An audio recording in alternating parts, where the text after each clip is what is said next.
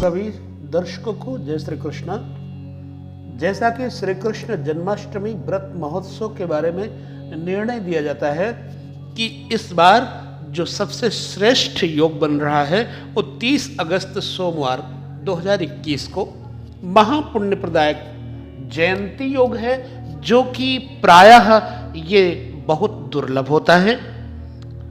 कई लोग पूछा करते हैं कि गुरुजी हम 12 बजे के बाद भोजन कर सकते हैं क्या? तो मैं आपसे ये निवेदन करूंगा कि आप यदि भूखे नहीं रह सकते हो तो आप सुबह ही भोजन कर लो तो अच्छा है। क्या लाभ है भाई आपको व्रत रखने से? व्रत के लिए अपना नाम लिखाने की जरूरत थोड़ा ना होती है, श्रद्धा से व्रत रखा जाता है। एक जन्माष्टमी और शिवरात्रि ये महाभाग्यशाली पुरुषों को ही प्राप्त होते हैं। तो मेरे प्रिय मित्रों, बहनों, भाइयों, आप सभी से यदि वैष्णव हैं आप और आप में श्री कृष्ण के प्रति प्रेम है, अथाह स्नेह है, तो समझ लेना कि ये प्रभु की कृपा है आपके ऊपर। तो इस बार आप यह व्रत अवश्य रखें और श्रीमद् भागवत भविष्य पुराण आदि में श्री कृष्ण का जन्म भाद्रपद कृष्ण अष्टमी तिथि बुधवार रोहिणी नक्षत्र एवं वृष के चंद्रमा कालीन अर्धरात्रि के समय हुआ था। भविष्य पुराण में लिखा है कि मासी भाद्रपदे अष्टम्याम कृष्ण पक्षे अर्धे रात्र के वृष राशि स्थितो चंद्रे नक्षत्रे रोहिणी युते। जन्माष्टमी पर्व के समय 6 तत्वों भाद्र कृष्ण पक्ष अर्धरात्रि काल अष्टमी तिथि रोहिणी नक्षत्र एवं वृष का चंद्रमा और बुधवार या सोमवार की विद्यमानता यानी कि सम्मिलन बड़ी कठिनता से प्राप्त होता है।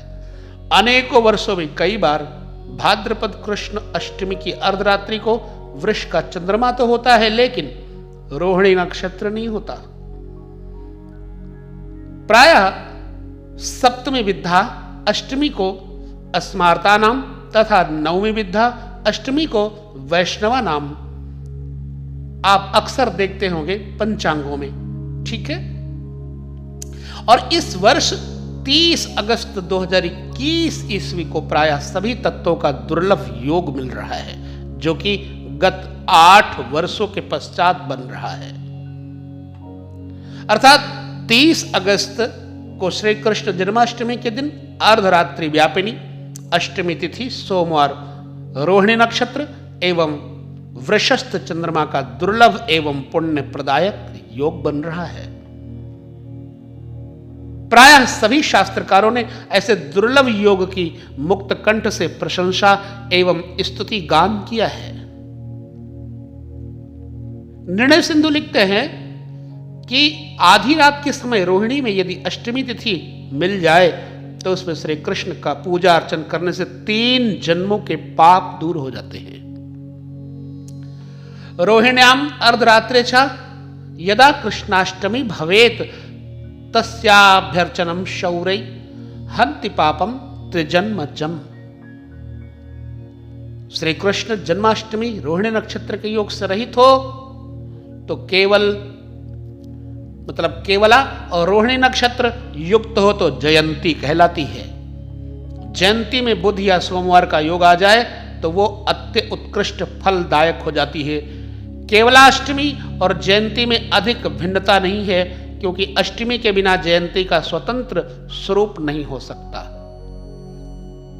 प्राचीन काल से ही तिथि योग के बिना रोहिणी में किसी प्रकार का स्वतंत्र विधान नहीं है। अतः श्री कृष्ण जन्माष्टमी ही रोहिणी नक्षत्र के योग से जयंती बनती है। इसलिए कहा गया है कि रोहिणी गुण विशिष्टा जयंती। और विष्णु रहस्य का भी एक श्लोक आपको बोलता हूं, यह पुष्टि करता है कि अष्टमी कृष्ण पक्ष से रोहिणी वृक्ष संयुता भवेत प्रोष्ठ पदे मासी जयंती नाम सा स्मृता। अर्थात भाद्रपद कृष्णाष्टमी यदि रोहिणी से संयुक्त होती है तो वो जयंती नाम से जानी जाती है। गौतमी तंत्र में भी इस संबंध में स्पष्ट लिखा गया है कि भाद्रपद कृष्णाष्टमी यदि रोहिणी नक्षत्र और सोम या बुधवार से संयुक्त हो जाए तो जयंती नाम से विख्यात होती है।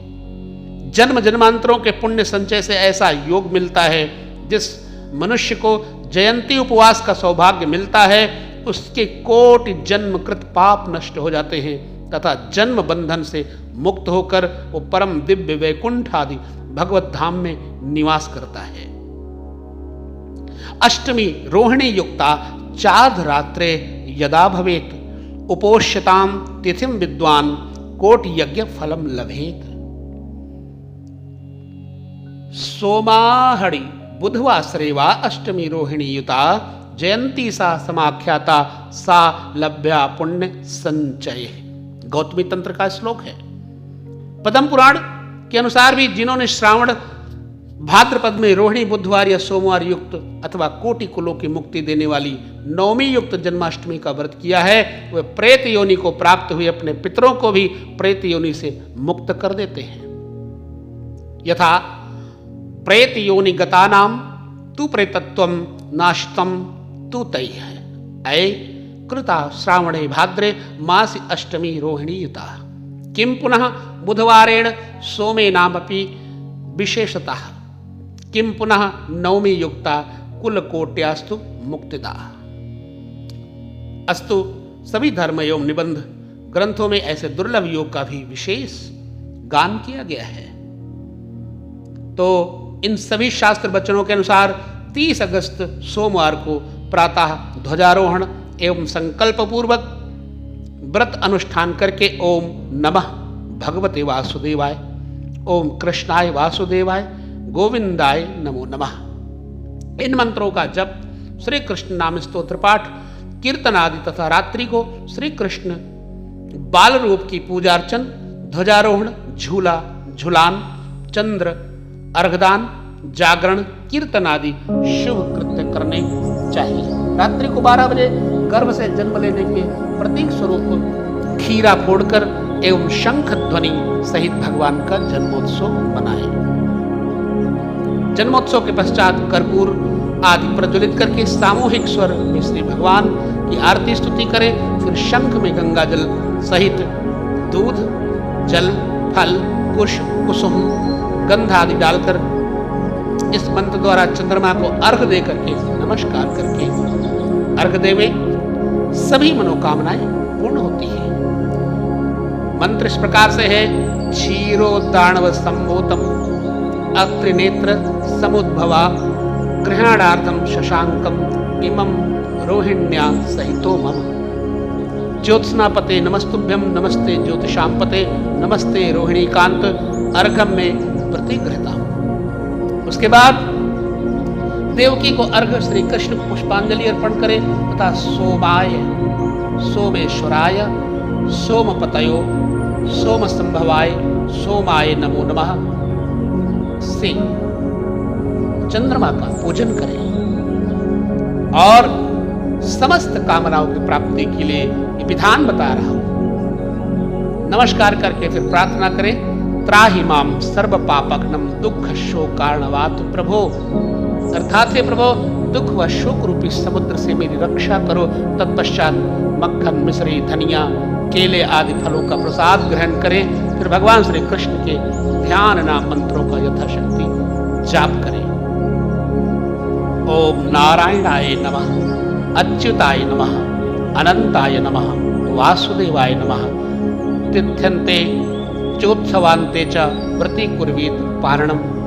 इसके अनुसार दूसरे दिन मिष्ठान्न सहित प्रसाद बांटना चाहिए और फिर ब्राह्मण को भोजन कराना चाहिए। यथाशक्ति दान करके श्री कृष्ण जन्माष्टमी के दुर्लभ पर्व का अवश्य पुण्य लाभ उठाना चाहिए।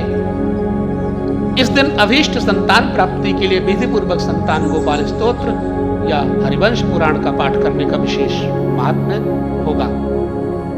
इस पर्व के संबंध में संशय बिल्कुल नहीं है।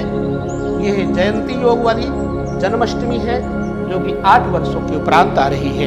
यदि आप इसमें संतान प्राप्ति, धन समृद्धि की प्राप्ति के लिए इस प्रकार से पूजा अर्चना करते हैं तो निश्चित मानिए कि आपके सभी मनोरथ तत्काल सफल हो जाएंगे। जय श्री कृष्ण।